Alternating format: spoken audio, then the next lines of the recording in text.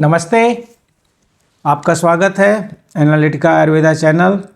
मैं professor Anand Chaudhary rule regulation की बातें करता हुआ फिर आपके समक्ष and all the PG scholars who are listening me now and of course PhD maybe and the faculty who are interested. So we are discussing about the rules and regulations applied to the Ayurvedic, Siddha and Unani drugs. Specifically I am emphasizing Ayurvedic drugs. And in this Monday show of the Analytica Ayurveda, we are covering all the rule regulations. We have covered till date Rule 162 and the Rule 162A regarding the appointment of the Ayurvedic drug inspectors and the duties of the Ayurvedic drug inspectors. So, open the book, the golden rule, open the book. किताब खुल गई अब आपकी। चलिए अब पढ़ते हैं rule 163 और पहले ही क्या देखते हैं इसमें क्या है रूल 163 में। The procedure for dispatch of samples to government analyst and its receipt by the government analyst। आपके वो सारे प्रोसीजर जो कि आयुर्वेदिक ड्रग इंस्पेक्टर को इसी कंपनी मैन्युफैक्चरिंग यूनिट पर जब विजिट करना है तो उसको सैम्पलिंग लेनी है। उसकी 4 ड्यूटीज़ में से एक ये ड्यूटी है और वो सैम्पलिंग कैसे सैम्पलिंग होगी और कैसे गवर्नमेंट एनालिस्ट को भेजी जानी है ना, गवर्नमेंट एनालिस्ट को भेजी जानी है, उसके बारे में बात करते हैं। नंबर 1, सैंपल फॉर टेस्ट और analysis shall be sent to the government analyst by registered post और by hand in a sealed package enclosed together with a memorandum in form 18A in an outer cover addressed to the government analyst। दो चीज़ें, sealed cover तो हर एक ADI के पास एक अपना seal भी होना चाहिए ना। सील्ड कवर जो सील लगाते हैं जो कॉपर वाली बनती है, sealed cover by the registered post और इन हैंड, कोई सरकारी आदमी जा रहा है तो उसके हाथ से दे देना है, और एक प्रिस्क्राइब फॉर्मेट पर। हम फॉर्म्स तो अभी कवर नहीं कर रहे हैं, शेड्यूल्स के फॉर्म हम रूल 170 तक चले जाएंगे, उसके बाद कवर करेंगे। शेड्यूल ए से फॉर्म शुरू होते हैं तो और शेड्यूल जेड तक जाएंगे तो फॉर्म 18A में इसको भर करके भेजना है। तो फॉर्म 18A जब भर करके भेजेंगे और एड्रेस्ड होगा गवर्नमेंट एनालिस्ट को। गवर्नमेंट एनालिस्ट आपके PCISMH pharmacopoeial commission of Indian system of medicine and homeopathic Ghaziabad, जिसके कि इस समय डायरेक्टर डॉक्टर रमन सिंह हैं और उन्हीं के यहाँ गवर्नमेंट एनालिस्ट अपॉइंटेड है या जो रिकॉग्नाइज्ड हो कोई। देखिए अगर कोई केस है तो वहाँ तो बेस्ट है PCISMH का, क्योंकि अगर इंस्पेक्टर सैंपल लेकर के भेजता है तो गवर्नमेंट अथॉरिटी, या कहीं कहीं ये प्रोविजंस हैं कि अगर गवर्नमेंट परमिट करती है, उसके यहाँ से उसकी अपनी लेबोरेटरी नहीं है किसी स्टेट में और उसके यहाँ अपना गवर्नमेंट एनालिस्ट नहीं है, तो वो एक अल्टरनेटिव अरेंजमेंट करते हैं। वो डिपेंड करता है परव्यू और the vision of the that particular state कि वो कैसे अपनी रिपोर्टिंग को कराते हैं। चलिए, तो उनके पास ऑप्शन लिमिटेड हैं, वो कहीं से भी नहीं करा सकते, या इधर उनको PCISMH ही भेजना होगा या कोई डिटेल अगर उन्होंने रिकॉग्नाइज कर रखी है तो। आगे चलते हैं। तो नंबर 2 क्या है, the package as well as the outer cover shall be marked with a distinguishing number. जैसे कि डिस्पैच नंबर होते हैं सरकारी ऑफिसों, सरकारी कार्यालयों में सबको एक नंबर चढ़ता है, तो यहाँ भी सैंपल पर भी एक नंबर होना बहुत ज़रूरी है। डिस्टिंग्विशिंग नंबर मतलब बार एकदम साफ साफ ऊपर से दिखता हो। सैंपल नंबर 212 तो बड़ा बड़ा 212 लिखा जाना चाहिए, डिस्टिंग्विशिंग दिखता हुआ। नेक्स्ट 3rd है ए copy of the memorandum and A specimen impression of the seal yes used to seal the package shall be sent by registered post or by hand to the government analyst। वही मैंने कहा ना कि copper वाली seal आपको बनानी होती है और उस सील का भी एक स्पेसिमेन आपको गवर्नमेंट एनालिस्ट को अलग से रजिस्टर्ड पोर्ट से भेजना होगा। ये नहीं कि किसी ने सील तोड़ी और उस पर अपनी सील लगा दी, गवर्नमेंट एनालिस्ट को तो पता नहीं कि हाँ कौन सी सील है, तो उसने कहा कि हाँ भाई सील आया है और उसने मान लिया, बीच में सैंपल चेंज कर दिया गया था या हो गया, चाहे अच्छी नीयत है चाहे बुरी नीयत है, दोनों भी होता है।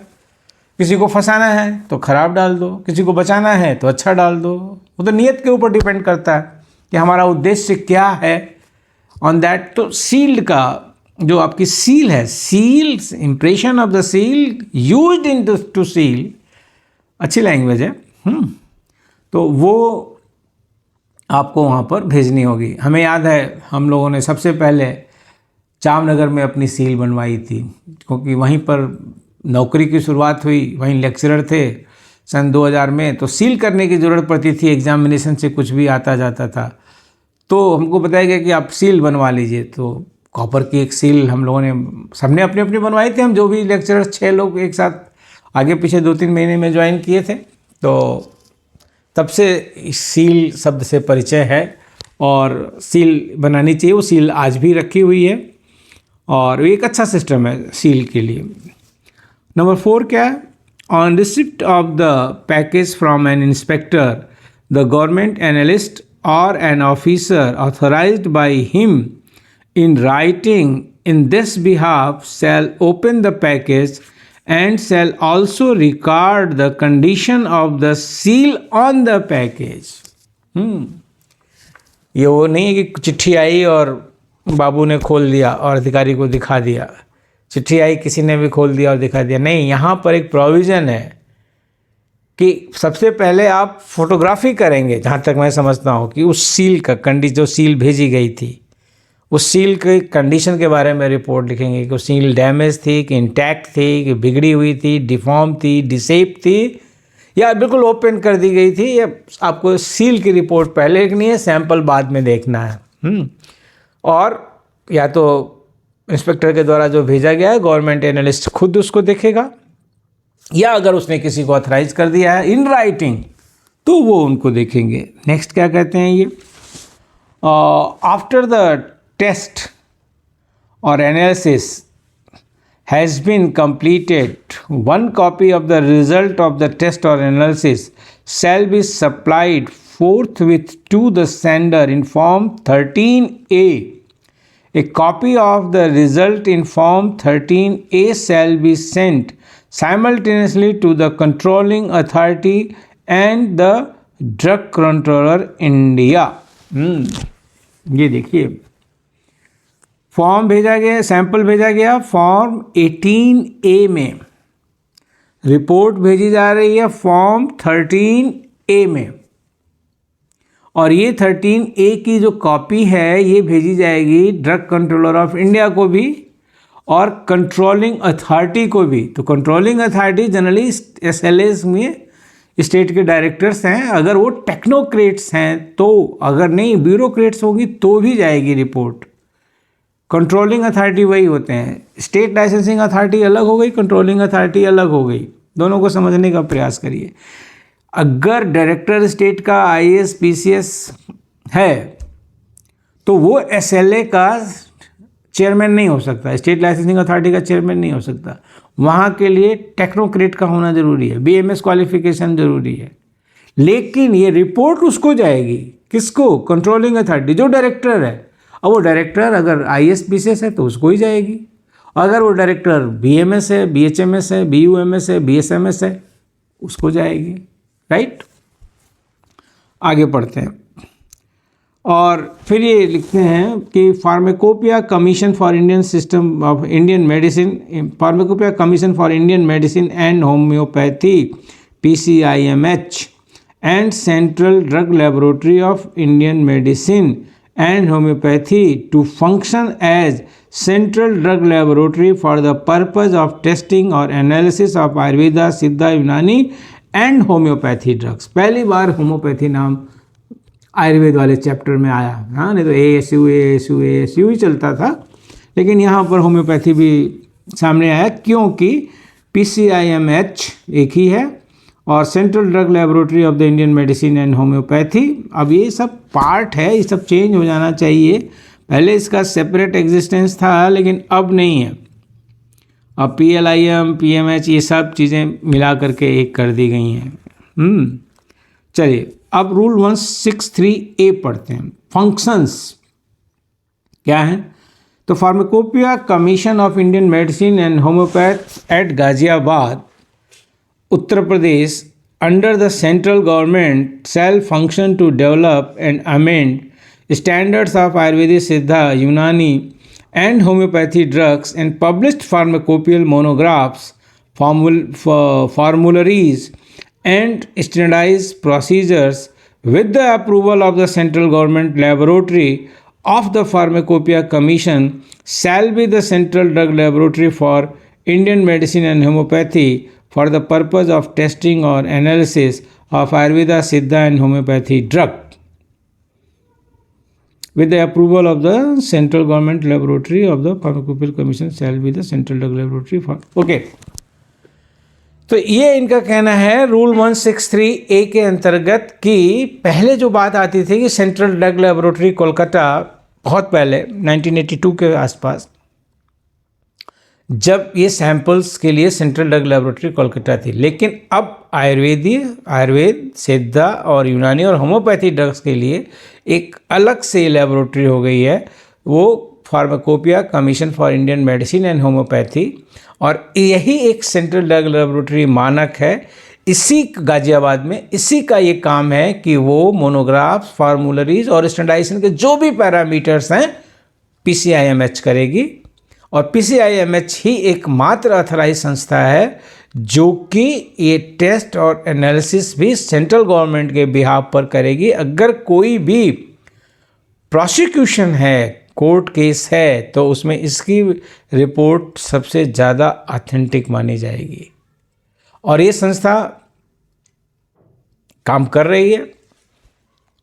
CCRS का भी और भी जो रिसर्च काउंसिल्स हैं उनका भी बहुत योगदान है फार्माकोपिया को पब्लिश करने का। जितनी भी रिसर्च काउंसिल्स थी, रिसर्च काउंसिल चाहे होम्योपैथी, चाहे रिसर्च काउंसिल ऑफ यूनानी, रिसर्च काउंसिल ऑफ सिद्धा, लेकिन नोडल एजेंसी अब ये हैं कौन? PCIMH। इस पर फिर बात करने की तो हमारी इच्छा हमेशा होती है कि इन चीज़ों को डिटेल आपके सामने ले आएँ, तो ले आएंगे।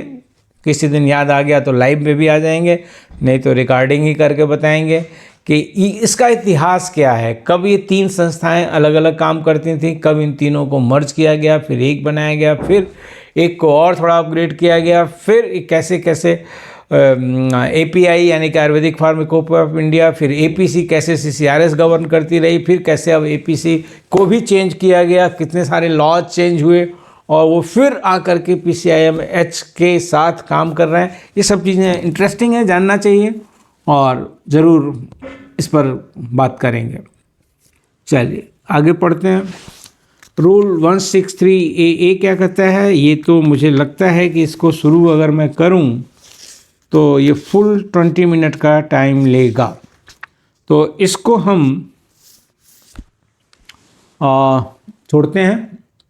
अगले वीडियो में इसको रिकॉर्ड करेंगे रूल रेगुलेशन के, रूल 163AA, क्योंकि यहाँ पर इसको थोड़ा सा ये वैसा भी लग रहा है जो कि ACU drug technical advisory board के जैसा, और बहुत सारी इसमें नॉमेनक्लेचर्स और कुछ चीज़ें उसी तरीके की हैं। तो देखेंगे कि ये वही है या yes, scientific advisory board for the pharmacopoeial commission for Indian medicine and homeopathy for a term of 3 years to advise the central government or state government and the stakeholders of the matters of the standard operating procedures and the testing protocol of the Ayurveda, Siddha, Unani, homeopathy drugs. The SAB हो गया ये, scientific advisory board, shall be consist of the following members. Dear viewers, इसको अगले video में cover करेंगे। आज के लिए इतना ही, और बात इतनी समझ में आई कि आयुर्वेदिक ड्रग इंस्पेक्टर्स एक बहुत महत्वपूर्ण कड़ी है और PCIMH एक बहुत महत्वपूर्ण कड़ी है, और PCIMH अगर बहुत अच्छे से काम करती रहेगी और अच्छा से काम करेगी तो क्वालिटी कंट्रोल स्टैंडर्डाइजेशन को हम लोग एड्रेस कर सकते हैं। अगले टर्म पर हम लोग रूल 163AA को पढ़ेंगे, और तब तक के लिए नमस्ते, अभिवादन, फिर मिलते हैं।